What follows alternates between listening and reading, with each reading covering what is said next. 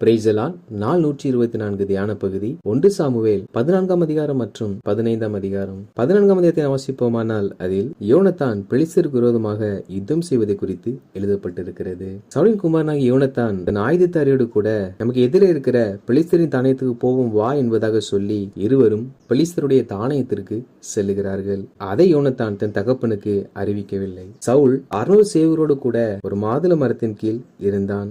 ஏலின் குமாரனாகிய பினேகாசுக்கு பிறந்த இக்கபோத்தின் சகோதரனும் அகிதூபின் குமாரனும் ஆகிய அகியா என்பவன் ஏபோத்தை தரித்தவனாய் இருந்தான். இதில் யோனத்தான், சவுல், ஆசாரியன் 3 பேரை நம்மால் பார்க்க முடியும். எதிரை யுத்தம் செய்யும்படி ஏபோத்தை தரித்த, அதாவது தேவனுடைய வார்த்தையை பெற்றுக் கொள்ளக்கூடிய அகியா செல்லவில்லை. எதிர்களை முறியடிக்கும்படி அபிஷேகம் பண்ணப்பட்ட ராஜாவாகிய சவுலும் செல்லவில்லை. யோனத்தானோ அவர்களை முறியடிக்க வேண்டும் என்பதாக யுத்தத்திற்கு செல்லுகிறார். அப்பொழுது யோனத்தான் தன் ஆயுதத்தாரியாகிய அந்த வாலிபனை நோக்கி, விருத்த சேதனம் இல்லாதவருடைய அந்த தானியத்திற்கு போவோம் வா, ஒருவேளை கர்த்தர் நமக்காக ஒரு காரியம் செய்வார் என்பதாக சொன்னான். அதாவது கர்த்தர் ஒரு காரியம் செய்ய வேண்டும் என்று யோனத்தான் முன்னேறி செல்லுகிறார். மேலும் கொஞ்சம் பேரை கொண்டாகிலும் அநேக பேரை கொண்டாகிலும் ரட்சிக்க கர்த்தருக்கு தடை இல்லை என்பதாக சொல்லுகிறார். அதாவது அங்கே பெலிஸ்தருடைய முழு ராணுவம் இருக்கிறது, இங்கே யோனத்தானும் அந்த ஆயுதத்தாரியும் இருவர் மாத்திரமே இருக்கிறார்கள். எனவே இந்த முழு ராணுவத்தையும் நம் இருவரை கொண்டு முறியடிக்க கர்த்தருக்கு தடையில்லை என்பதாக யோனத்தான் கர்த்தரை நம்பி இந்த வார்த்தைகளை சொல்லி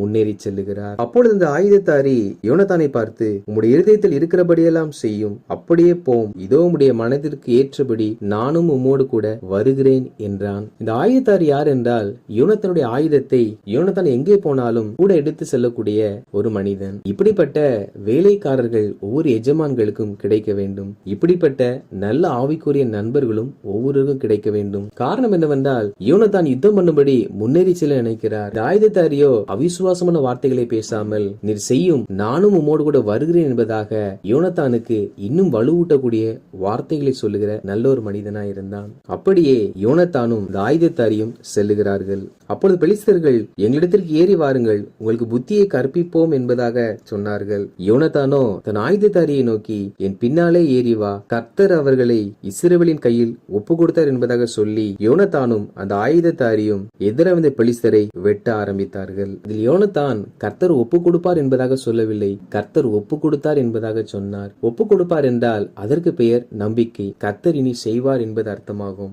ஒப்பு கொடுத்தார் என்றால் அதற்கு பெயர் விசுவாசம். தேவ பிள்ளைகளாகிய நாம் கர்த்தரை அப்படி விசுவாசிக்கிறவர்களாய் காணப்பட வேண்டும். அப்படி விசுவாசத்தோடு யோனத்தானும் அந்த ஆயுதத்தாரியை முன்னேறி சென்றது நிமித்தமாகவே அவர்களை முறியடித்தார்கள். அப்படி ஒரு விசுவாசத்தின்படியே அங்கே சகல ஜனங்களிடத்திலும் திகில் உண்டாயிற்று. காரணம் என்னவென்றால், அந்த இடத்தில் பூமி அதிர்ச்சி உண்டானது. எதனால் பூமி அதிர்ச்சி உண்டானது என்றால், அந்த பூமி அதிர்ச்சி தேவனால் உண்டான பயங்கரமாயிருந்தது. யோனத்தான் கர்த்தர் மேல் விசுவாசம் வைத்து யுத்தத்திற்கு சென்றபடியினால் கர்த்தர் திகில்களையும் பூமி அதிர்ச்சிகளையும் உண்டு பண்ணி பெலிஸ்தர்களை கலங்கடித்தார். அப்பொழுது ஜாமக்காரர் பார்த்து பெலிஸ்தர் ஒருவர் மேல் ஒருவர் விழுகிறார் என்பதை அறிந்து அதை சவுலுக்கு அறிவிக்கிறார். அப்பொழுது அவர்கள், நம்மிடத்திலிருந்து அங்க போனவர்கள் யார் என்று விளக்கம் பார்த்தபோது யோனத்தானும் யோனத்தானுடைய ஆயுதத்தாரியும் அங்கே இல்லை என்பது கண்டுபிடிக்கப்பட்டது. பின்பு சவுலும் சவுலோடு இருந்தவர்களும் பாளையத்திற்கு செல்லுகிறார்கள். பாளையத்திலிருந்து வந்தவர்களும் யோனத்தானோடு கூட இணைந்து பெலிஸ்தர்களை முறியடித்தார்கள். இப்படி கர்த்தர் அன்றைய தினம் யோனத்தானை கொண்டு இஸ்ரவேலை ரட்சித்தார். ஆனாலும் இஸ்ரவேல் ஜனங்களை கொண்டாட முடியாதபடிக்கு அன்றைய தினத்தில் அவர்கள் எல்லாம் மிகுந்த வருத்தம் அடைந்தார்கள். ஏனெனில் விரோதிகளை முறியடிக்க மட்டும் எவன் போஜனம் செய்கிறான் அவன் சபிக்கப்படும் என்பதாக சவுல் சொல்லியிருந்தான். இது நிமித்தம் ஜனங்கள் போஜனம் பண்ணாதிருந்தார்கள். வழியை நடக்கையில் யோனத்தான் வழியில் தேன் கூட்டிலிருந்து தேன் ஒழுகுவதை பார்த்து இந்த தேனை எடுத்து தன் வாயிலே போட்டுக் கொண்டான். அதனால் அவன் கண்கள் தெளிந்ததாம். அப்பொழுது ஜனங்கள் எல்லாரும், இந்த யாரும் இதை புசிக்க கூடாது என்பதாக சொல்ல, யோனத்தான், என் தகப்பன் தேசத்தின் ஜனங்களை களங்கப்படுத்தினார். தினம் ஜனங்கள் தங்களுக்கு அகப்பட்ட தங்கள் சத்துருக்களை கொள்ளையில் ஏதாகிலும் புசித்திருந்தால் பெலிஸ்தர் நாம் செய்த சங்காரம் இன்னும் பயங்கரமாய் இருந்திருக்குமே, நாம் புசிக்காததனால் பலவீனப்பட்டவர்களாய் இருந்தோமே என்பதாக சொல்லுகிறான். அப்பொழுது ஜனங்கள் அங்க இருக்கிற எல்லா ஆடு மாடுகளையும் அடித்து அதை இரத்தத்தோடு கூட புசிக்க ஆரம்பித்தார்கள். அப்பொழுது சவுலுக்கு இந்த காரியம் அறிவிக்கப்பட்ட பொழுது சவுல் இப்படிப்பட்ட காரியங்கள் செய்யாதபடிக்கு அவைகளை இரத்தத்தோடு புசிக்காதபடிக்கு சொல்லுகிறான். மேலும் சவுல், நாம் இந்த ராத்திரியிலே பெலிஸ்தரை தொடர்ந்து போய் அவளில் ஒருவரை மீதியாக வைக்காது இருப்போமாக என்பதாக சொன்னான். லாசாரியனோ, நாம் இங்கே தேவசனத்தில் சேர கடவோம் என்பதாக சொன்னான். அப்படி அவள் தேவனிடத்தில் விசாரித்த பொழுது கர்த்தர் அவளுக்கு எந்த ஒரு மறு உத்தரவும் அருளவில்லை. கர்த்தர் மறு உத்தரவு அருளவில்லை என்றவுடன் நாம் ஏதாயிலும் பாவம் செய்திருப்போம் என்பதாக சவுல் நினைத்து இஸ்ரவேல் ஜனங்களையும் தன்னையும் யோனத்தானையும் ஒரு பக்கத்தில் நிற்க வைத்து அவள் பேரில் சீட்டு போட்ட பொழுது அது யோனத்தான் வேலையும் இழந்தபடியினால் யோனத்தான் செய்த காரியத்தை சவுல் கேட்கிறார். யோனத்தானோ கொஞ்சம் தேநீர் ருசி பார்த்ததை சொன்னவுடன் யோனத்தானே நீ சாகதான் வேண்டும் என்பதாக சவுல் சொல்லுகிறான். இஸ்ரவேல் ஜனங்களோ இஸ்ரவேலிலே இந்த பெரிய ரட்சிப்பை செய்த யோனத்தான் கொலை செய்யப்படலாமா, அது கூடாது என்பதாக தேவன் யோனத்தானுக்கு துணை நின்று யோனத்தானை கொண்டு ஒரு பெரிய ரட்சிப்பை கொடுத்ததாக யோனத்தானை சவுலின் கைக்கு தப்புவித்தார்கள். மேலும் சவுல் பலத்து இஸ்ரவேலை கொள்ளையிடுகிற யாவரின் கைக்கும் இஸ்ரவேல் ஜனங்களை நீங்களாக்கி ரட்சிக்க ஆரம்பித்தான். 15ஆம் அதிகாரத்தை வாசிப்போமானால் அதில் சாமுவேல் சவுலை அழைத்து கர்த்தருமே அபிஷேகம் பண்ணினாரே, இப்பொழுதும் கர்த்தருடைய வார்த்தையை கேளும் என்பதாக சொல்லுகிறார். அதாவது கர்த்தர் அபிஷேகம் பண்ணினதற்கு ஒரு காரணம், ஒரு முகாந்திரம் உண்டு. அது ஊழியம் செய்கிறவர்களா இருந்தாலும் ஊழியம் செய்யாதவர்களா இருந்தாலும் கர்த்தர் ஒரு மனிதனை அபிஷேகம் பண்ணுவார் என்றால் அவன் செய்ய வேண்டிய ஏதோ ஒரு வேலை, ஒரு கடமை இருக்கிறது. அப்படி தேவனுடைய காரியங்களை பூமியில் நாம் செய்வதற்காகத்தான் அபிஷேகம் என்பது நமக்கு கொடுக்கப்படுகிறது. இங்கே சவுலுக்கு கொடுக்கப்பட்டதான அபிஷேகத்தினுடைய பணி என்னவென்றால், அமலேக்கியர் இஸ்ரவேல் ஜனங்கள் எகிப்திலிருந்து வரும் பொழுது அவர்களை வழிமறித்தார்கள். எனவே கர்த்தர் இப்பொழுதும் சவுல் போய் அந்த அமலேக்கியரை மடங்கடித்து அவனுக்கு உண்டான எல்லாவற்றையும் சங்கரித்து போடும்படி கட்டளையிடுகிறார். அப்பொழுது சவுல் இதை ஜனங்களுக்கு அறியப்படுத்தி அமலேக்கு விரோதமாக யுத்தம் பண்ணி இதன் ராஜாவாகிய ஆகாகை உயிரோடே பிடித்து மற்ற எல்லா ஜனங்களையும் பட்டயத்தினால் சங்காரம் பண்ணினான். சவுலும் ஜனங்களும் ஆகாகையும் ஆடு மாடுகளில் முதல் தரமானவைகளையும் இரண்டாம் தரமானவைகளையும் ஆட்டுக்குட்டிகளையும் நலமான எல்லாவற்றையும் அழித்து போட மனதில்லாமல் தப்ப வைத்து அற்பமானவைகளும் உதவாதவைகளுமான சகல வஸ்துக்களையும் முற்றிலும் அழித்து போட்டான். அதாவது கர்த்தர் அமலேக்கியருடைய எல்லாவற்றையும் சங்கரித்து போடும்படி கட்டளையிட்டார். ஆனால் இவர்கள் முதல் தரம் வாய்ந்த இரண்டாம் தரம் வாய்ந்த ஆடு மாடுகள் எல்லாவற்றையும் சங்கரிக்க மனதில்லாமல் அதன் மேல் ஆசை வைத்து அதை தங்களுக்கு எடுத்துக்கொண்டு அற்பமானவைகளையும் உதவாதவைகளையும் அழித்து போட்டார்களாம். அப்பொழுது கர்த்தருடைய வார்த்தை சாமுவேலுக்கு உண்டாகிறது. நான் சவுலை ராஜாவாக்கினது எனக்கு மனஸ்தாபமாய் இருக்கிறது. அவன் என்னை விட்டு திரும்பி என் வார்த்தை நிறைவேற்றாமல் போனான் என்பதாக சொன்னார். எனவே சாமுவேல் புறப்பட்டு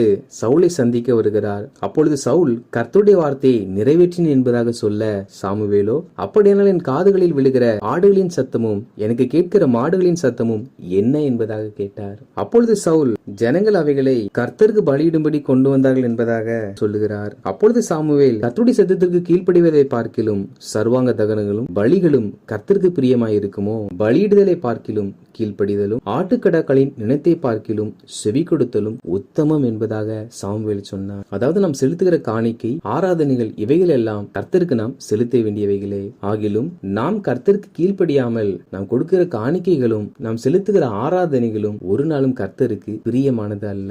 கர்த்தர் நம்மிடத்தில் விரும்புகிற முதல் காரியம் என்னவென்றால் நாம் அவருடைய சத்தத்திற்கு கீழ்ப்படிய வேண்டும். கீழ்ப்படியாமல் செலுத்தப்படுகிற ஆராதனைகள் ஒரு நாளும் தேவனுக்கு உகந்தவைகள் அல்ல.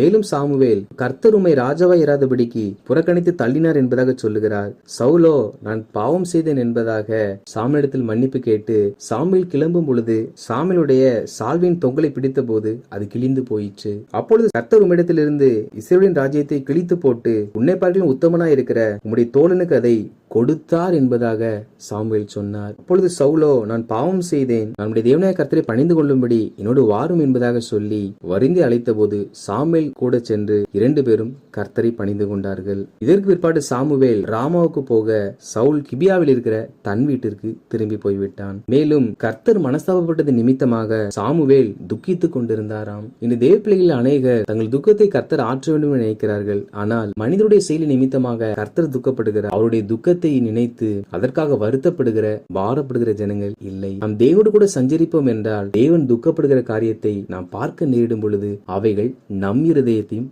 பாதிக்க வேண்டும். அப்படி பாதித்தால் மாத்திரம்தான் நாம் தேவனோடு சஞ்சரிக்கிறோம் என்பது அர்த்தமாகும். நாம் தேவனுடைய இருதயத்தின் பாரத்தை துக்கத்தை புரிந்து கொள்ளாவிட்டால் நாம் இன்னும் தேவனை சரியாக அறியவில்லை என்பதே அதன் அர்த்தமாகும். வாசித்த இந்த அதிகாரிகளின்படி கர்த்தருடைய ஜனங்களாகிய நாம் கர்த்தர் நம்முடைய வாழ்க்கையில் ஒரு அற்புதம் செய்ய வேண்டும் என்றால் நாம் விசுவாசித்து முன்னேறி சென்று உற்சாகப்படுத்துகிற விசுவாச மார்க்கத்தோடு கூட ஐக்கியம் வைத்துக் கொண்டு மாம்ச பலத்தை நம்பாமல் தேவ சமூகத்தில் நாம் காத்திருந்து கர்த்தர் நம்மை எதற்கு அபிஷேகம் பண்ணினார் என்பதை கேட்டு அந்த அபிஷேகம் செயல்படுவதற்கு நாம் தேவன் சொன்ன வார்த்தைகளை நிறைவேற்றி அந்த அபிஷேகத்தோடு இணைந்து தேவன் நம்மை உருவாக்கின திட்டத்தை நிறைவேற்றி தேவனுக்கு எல்லாவற்றிலும் கீழ்ப்படிந்து தேவனுடைய இருதயத்தின் பாரத்தை புரிந்து நடந்து கொள்ளுவோம். அப்பொழுது கர்த்தர் இருதயத்தின் பாரத்தை நமக்கு வெளிப்படுத்தி நம் துக்கத்தை ஆற்றினவர் அவர் துக்கத்தை நமக்கு தெரியப்படுத்தி நம்மை ஜெபிக்க வைத்து அவர் ஆறுதல் அடைவார். கர்த்தர் தாமே நாம் அவருடைய தேவனுடைய இருதயத்தின் வார்த்தையை புரிந்து கொள்ளக்கூடிய கிருபைகளை நமக்கு தந்தருளுவாராக. ஆமேன்.